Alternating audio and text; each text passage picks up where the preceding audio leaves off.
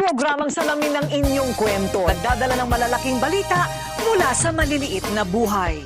Ako si Corina. Ako si Corina. Ako si Corina. Ako si Corina. At ito ang Rated K. Handa na ba kayo? Handa na ba kayo? Handa na ba kayo?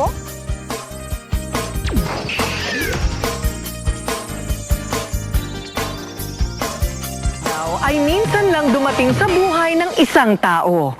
Kaya nga madalas nating sabihin, kapag sineswerte ka nga naman, swerte ka talaga. Pero itong ipakikilala namin sa inyo, hindi lang sa Year of the Tiger siya swerte, kung hindi tila para-parati. Si Mercy, palaging panalo sa raffle. At biruin nyo, hindi siya marunong maglaro sa casino, pero naswertehan ng kalahating milyong pisong jackpot sa slot machine. Kaya naman, super lucky si Mercy. Palagi akong positive, ganon, minasit ko na yung mind ko that I am a winner person.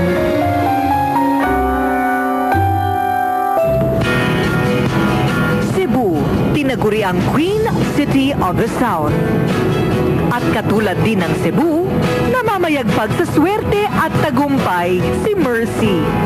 Saan mang paraffol ang kanyang sinalihan, swerteng madalas mabunot ang kanyang pangalan.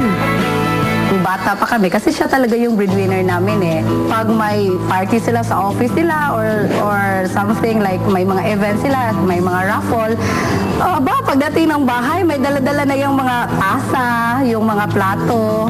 Until such time na may mga appliances na. Kahit na mga paliit-liit na yung napanalunan ko, masaya na rin ako doon yung ano ko na mga natanggap ko na mga prizes. Aminado rin naman si Mercy na naranasan din niyang matalo sa mga paraffol.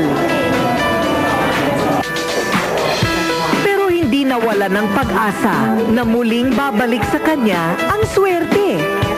Palagi akong positive, ganon, ninasit ko na yung mind ko that I am a winner person. Noong taong 2008, may hiniling sa kanya ang kanyang anak na si JR. Sabi niya sa akin, "Ma, bilhan mo naman ako ng kotse." Sabi niya ganon. Sabi ko, "O sige, pag nanalo ako doon sa slot machine, bibili ako."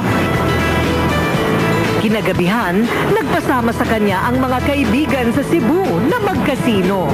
At sinubukan na tumaya siya sa slot machine kahit hindi niya kabisado. Pinasok ko yung 500 pesos ko. Sabi ng katabi ko, "Ma'am, nag-jackpot ho kayo, ma'am." Sabing ganun. Hindi ko naintindihan, nag-jackpot na pala ako. Kumataginting na mahigit na kalahating milyong piso. Yun, inalagan ko yung anak ko. Sabi ko, "Ay, nanalo ako. Bibili ako ng kotse." Sabi, "Bibilang kita."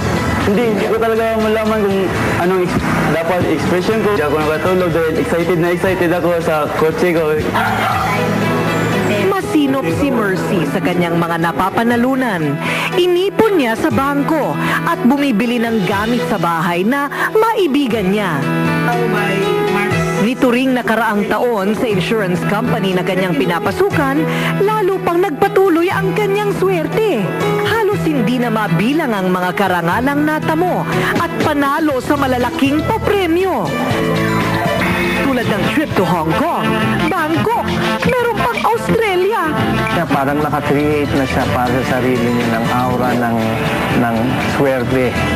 Kaya parang nagiging magnet na rin siya sa mga ganong pagkakataon. Mga 14 years old siguro ako noon. Basta may babae na sabi sa akin, swerte daw yung mukha ko. Marami ang nakarinig. So, tinandaan ko lang yon.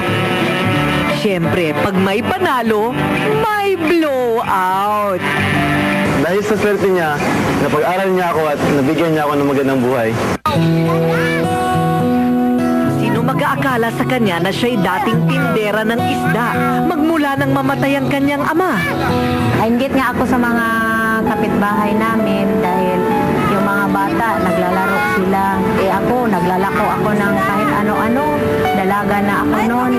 Nagtitinda pa rin ako ng isda. Nag-stop na rin akong mag-aral dahil gusto kong maghanap buhay. Ngayon, ay kabilang na sa nangungunang insurance agent sa bansa. Talagang maamo sa kanya ang swerte. Pagkat ibinabahagi niya rin ito sa iba. Sinishare ko yung mga blessings ko. Sinishare ko, kahit na nagkapera ako, nakita ko naman kasi noon, kasama ko kasi sila noon, natindira ng isda, nagsifinance ako sa kanila, yung mga kasamahan ko. Puhunan, parang pinupuhunan nila. Talagang super lucky si Mercy. Bukod kasi doon sa napanalunan kong raffle, sa mga slot machine, sa career ko at sa business, higit sa lahat, itong pinakamagandang binigay sa akin ng Diyos sa akin, yung husband ko. Pogi na, mabait pa, very supportive husband.